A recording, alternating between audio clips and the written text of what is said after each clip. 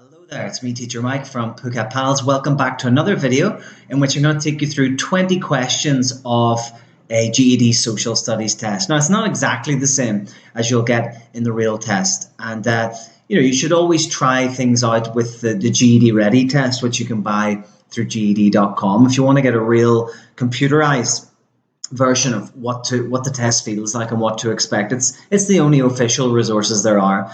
But I'm going to take you through this document of 20 questions and we'll see how we do. I'm sure you'll get something from it at least. All right, so let's have a look. There's 44 questions in 70 minutes, but we're only going to do 20 because I don't have all day to sit and make these videos. I'm a busy man. But let's have a look anyway. You can see use passage items 1 and 2. Okay, so use the passage for items 1 and 2. So let's look at the question first. Always go there, it makes your life much easier. Which of these situations is an example of a lower level of government acting when a higher level has not? Which of these situations is an example of a lower level of government acting when a higher level has not? Okay, so let's see here. Let's see what the passage says. Let's get our head around this first. The United States operates under a federal form of government in which the power is shared between different levels of government, with the national government holding the greatest amount of power. In the United States, the state and local levels of government also hold power. However, their power is less than that of the national government.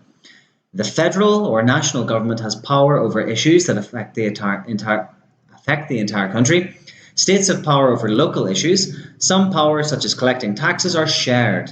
The 10th Amendment to the Constitution says that powers that have not been given to the national government and have not been withheld from the state government are reserved for the states.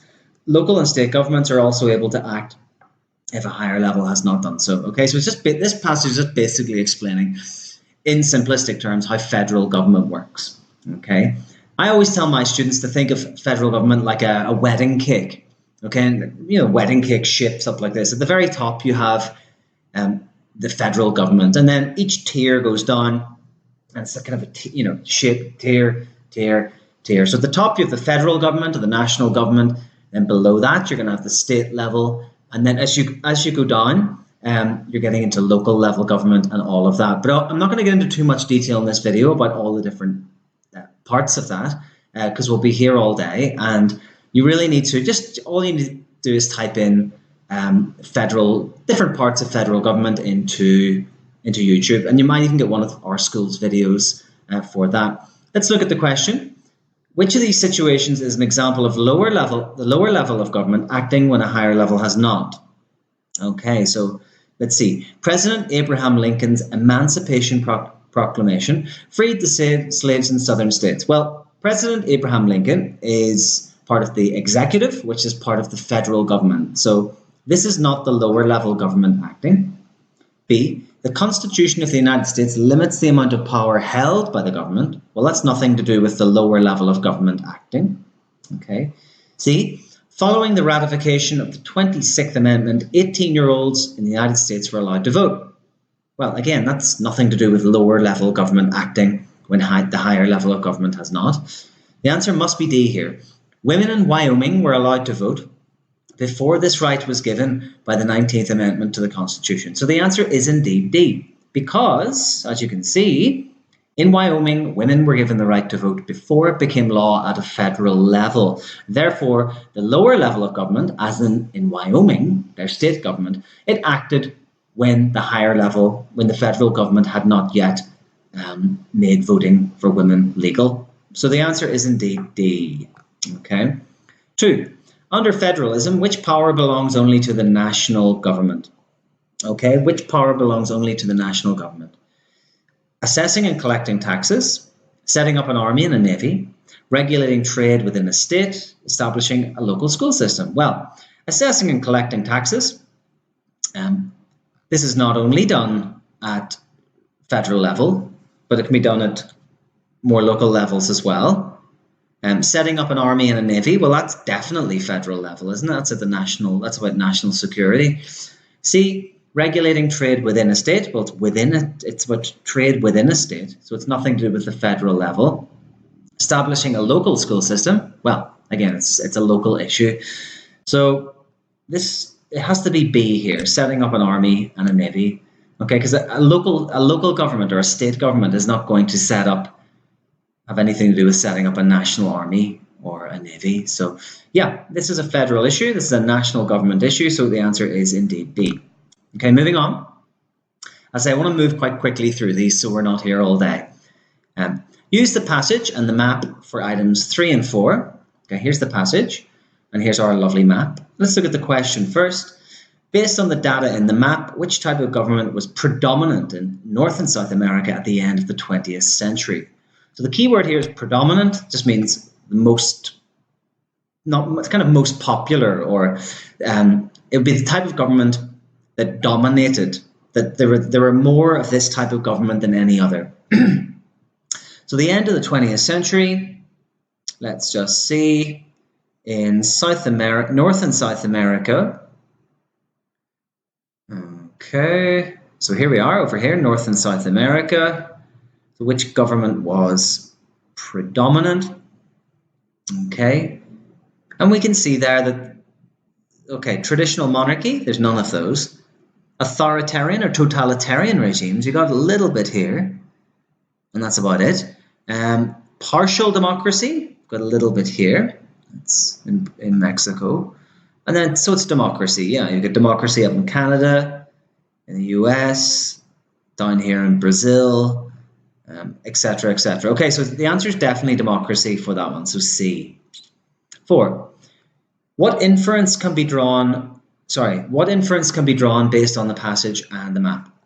Okay, so this time we have to read the passage as well. Let's see. Throughout history, various types of government have been present around the world. The main differences between these types of government are based on whether the power is held by a single person, a small group of people, or by many people. Until the early 20th century, monarchy was the most common type of government. During the 20th century, the people of the world faced World War I and World War II and witnessed the rise and fall of Soviet communism. Some nations invaded others formed alliances to defend themselves. Many countries were divided. Many countries were divided. I lost my place. Sorry. Many countries were divided, expanded, or even created as a result of war. Okay, so that's what the passage states. That's what the passage is all about. Basically saying that up until the 20th century, monarchy was the predominant type of government in the world. And then we saw that after the First and Second World War, things changed. Okay, some countries formed alliances, and there was a lot of change happened as a result of the First and Second World War. And then, as we know, the map shows us that democracy was predominant at the end of the 20th century. So let's see if we can infer something here. What inference can be drawn based on the passage and the map? The type of government that is originally established within the country remains through the course of its history. Well, that may be true for a lot of history, as we know, because monarchy was, so dominant around the world for so long, but things did change after the First and Second World War, as the passage tells us. So it can't be A. Changes to a country's type of government may occur as the result of events that occur around the world. Okay, it could be that. It could be B. C, only countries with the same type of government become allies with one another. Well, we can't infer that at all from the passage. It doesn't say anything about... It tells us about alliances, yes, but it doesn't say anything about what type of government that country had. So it can't be C. We cannot infer that from C. D, the location of a country determines the type of government found there. Well, again, there's nothing in the passage about that. We can't infer that from the map either, really. So it must be B here. Changes to a country's type of government may occur as a result of events that occur around the world. And definitely, because the passage tells us that things changed. Things changed after World War I and World War II, and we moved away from monarchical systems and started forming alliances and things like that. So yeah, I would go with B there. Okay, changes to a country's type of government may occur as a result of events that occur around the world. B is the answer. Okay, moving on swiftly. Use the passage for item 5. Let's see what it says. Which conclusion can be made regarding the development of the government of the United States? Which conclusion can be made regarding the development of the government of the United States? Let's read the passage. History provided many ideas for the founders of the United States when they were creating government institutions. The writers of the US Constitution were well aware of the variety of types of government that had been established in other countries. Okay, so they're referring to the founding fathers here and how they cherry-picked ideas from history when they were making the US Constitution. For example, they knew that cities in ancient Greece, such as Athens, had been organized into small independent entities known as city-states, each ruled by a small group of powerful, wealthy men. After some time, the citizens protested and wanted to participate in making the laws by which they lived. A political system was developed in which male landowners were permitted to participate directly in the government, creating an early form of democracy. As US founders also knew that in ancient Rome had been a kind of republic. Certain upper-class citizens were permitted to elect representatives in the government, and eventually, lower-class citizens were allowed to vote as well. Over time, those voters brought about changes in government, including demands that laws be written down to prevent leaders from changing them at will. As former British subjects, the founders were also well aware of English political history. In early England, under monarchical rule, the king or queen had ultimate power. By the 1200s, this began to change, and eventually a parliament was established. This group of men represents the interests of a particular group of citizens. Parliament required the king to seek its approval prior to making decisions, thus limiting the power of the monarch. Okay, so which conclusion can be made regarding the development of the government of the United States? A, ideas from several historical types of government were incorporated into the structure of the US democracy. I think it's A here, because it talks about ancient Greece to begin with, and their democratic system. Then it talks about what happened in Rome. Then it talks about what happened in the UK as well. So it's probably A. Let's just look at the others just in case.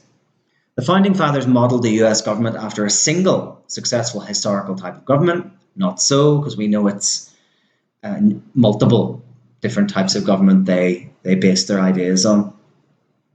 Ancient governments embodied political systems that were outdated by the time the government of the United States was established. It doesn't tell us that, and it's not true anyway.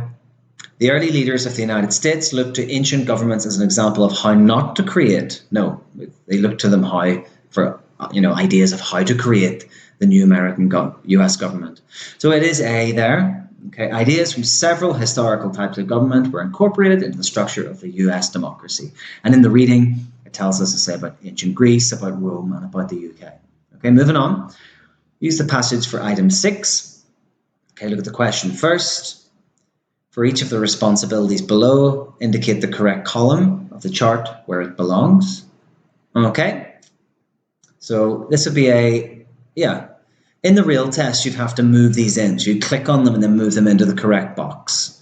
But obviously, I can't do that from a Word document. But let's just have a look anyway. The United States Constitution divides our national government into 3 separate branches: the legislative, executive, and judicial branches. Each branch has its own area of responsibility. The legislative branch includes Congress and makes laws for the country. This branch also raises money, approves the printing of money, and can declare war. The executive branch is responsible for approving and carrying out the laws and includes the president, the vice president, and the departments that are needed to enforce the law, including the military. The judicial branch includes the Supreme Court. The judges in this court are nominated by the president and are responsible for the interpreting of the laws and determining whether or not they've been followed.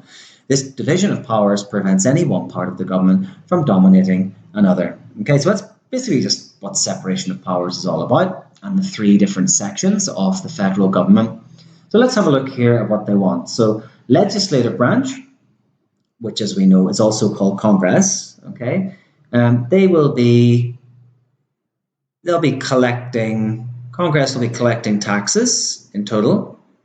And obviously it's a legislative branch, so it's about legislature, so they'll be passing new laws as well. So collecting taxes and passing new laws. Moving into the executive, we'll have approving laws passed by Congress. Okay, remember that the executive branch has to ratify laws passed by Congress, okay, or they can veto them as well, and it doesn't become law yet, or it might never become law, actually. Settling disputes between the states, that'll be the judicial branch. It's the highest court in the land in the US. So settling disputes between states, for sure. Declaring a law unconstitutional will be judicial branch. That's their job. They're the lawyers. They're the top, 20 or 30 lawyers in the country. So they have the best understanding of what the US Constitution is all about and its intricate details. So they'll decide if a law is constitutional or not. Granting pardons for offences against the country. Okay, that must be into the executive branch. Yes, it is executive branch. Okay, so collecting taxes, legislative branch. Passing new laws, legislative branch. Approving laws passed by Congress, executive. Settling disputes between states, judicial. Declaring a law unconstitutional, judicial. And granting pardons for offences against the country, executive branch. That's right. Okay, moving on. Item 7. What do we have? The ideas of the Scottish philosopher John Locke. Okay, so we've got early political philosophy here, and the ideas of the early political philosophers that influenced the founding fathers. Number 7. Which statement best explains Locke's ideas about natural rights and government? So let's read about it. The ideas of the Scottish philosopher John Locke influenced the structure of the government of the US. Locke's natural rights philosophy theorized how people would act in a state of nature in which there was no government. Locke believed that the rights to life, liberty, and property were God-given rights that could not be denied. However, in a state of nature, without government, some people would deprive others of these natural rights. He believed that people should have the freedom to make their own choices as long as those choices do not interfere with the liberty or the freedom of others. The purpose of government, Locke believed, is to protect people's natural rights. Okay. So which statement best explains Locke's ideas about natural rights and government? The only way for people to be given any rights is through the formation of a strong government. No, because he believes that rights are natural and God-given. So it can't be A. Government is unnecessary because people have natural rights with which others are unable to interfere. No, Locke believed government was necessary because left to their own devices, people would take advantage of others' natural rights, which were God-given. Okay, so government was there to act as a kind of protective force for the people. People have certain God-given rights. However, forming a government causes these rights to be unfairly taken away. Okay, or D, by forming governments, people give up some of their rights. However, their natural rights are then protected by the government. Yeah, it can't be C. People have certain God-given rights. That's what Locke believed, yes. However, forming a government causes these rights to be unfairly taken away. Well, the government doesn't take them away. You give the government some of your natural rights, some of your freedom, let's call it, and they will then protect you. So it has to be D. By forming governments, people give up some of their rights. However, their natural rights are then protected by the government. D is correct. Okay, let's move on. Number 8, mercantilism was one of the economic drivers of exploration and colonization of the Americas by European countries. What is mercantilism? Excuse me, I've got an itchy nose today and I've got a sore throat. Apologies. Let's have a look. What is mercantilism? The idea that wealth is limited? Yes. The idea that colonies exist to benefit the ruling country? Yes. The idea that colonies provide raw materials and new markets? Yes. So all of those are right. Okay, so mercantilism is the dominant economic system of was used in colonial times. Okay, it was very, very protectionist, and it was set up to benefit the colonial power. These days, you look at mercantilism and it just seems barbaric and ridiculous. But at that time, so I've really itchy nose. At that time, that was what people believed. Colonists believed they were superior to the countries they were invading and taking natural resources from. So they believed they had the right to do this. They also thought wealth is limited. Colonies exist to benefit the ruling country. Yeah, so they would go into the colonies and they would say that they were giving people jobs or they were civilizing the savages, the natives, and that gave them what they thought was a right to do what they wanted. The idea that colonies provided raw material and new markets, absolutely.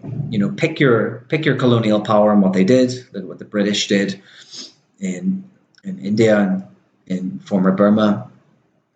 Just crazy.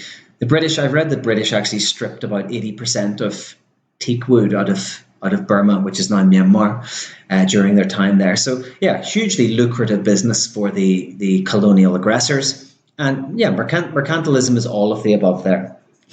Okay, use the passage for item 9. Item 9 says, which document implied the concept of popular sovereignty?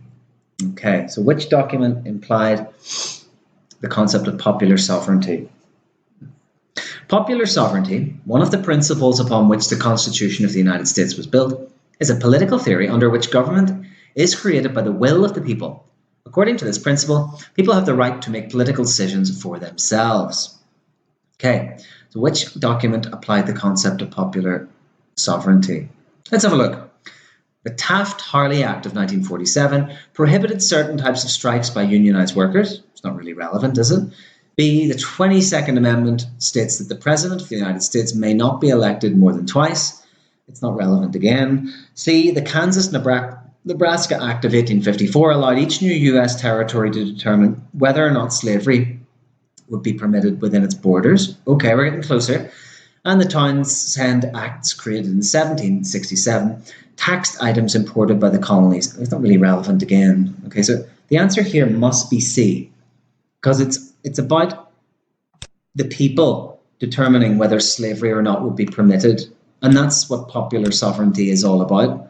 It's the idea that the people, if a majority of the people make the decision, it means that that thing is okay to do. Or if a leader has popular sovereignty, it means that the majority of people have given him the right to rule.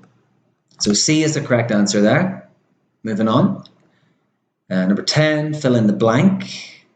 Okay. So number 10, fill in the blank. Let's see.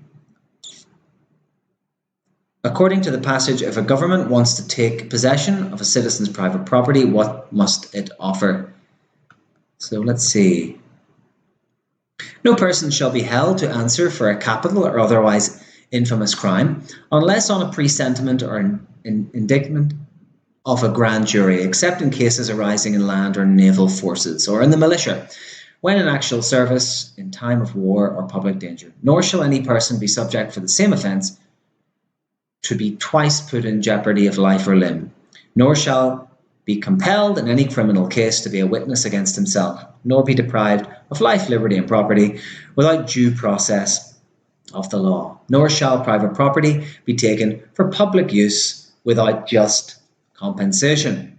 Okay, so the answer's at the end here. Private property links in with private property. That's our keyword in the question.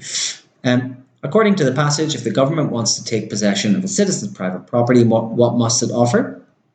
Nor shall private property be taken for public use without just compensation. Okay, so that's your answer for 10, just compensation. So if the government wants to take your property, they will offer you what they call just compensation, which means a fair amount for the land that they have taken. Moving on, number 11. Again, from the Constitution, long passage. Based on these passages, which statement is true? Okay, I think that'll do actually. That'll do us for that's long enough for a video. We've done 10 questions. That's plenty. And we'll do the other 10 in another video anyway. So I hope you found it in some way useful. I'm not trying to do anything fancy in these videos, just going through the questions, giving you showing you how I get the answer. And yeah, hopefully they help you in some way with your study regime. But don't forget, you have to do work by yourself as well. That's it from me, Teacher Mike from Phuket PALS. Have a good day, and I'll see you in the next video. Take it easy.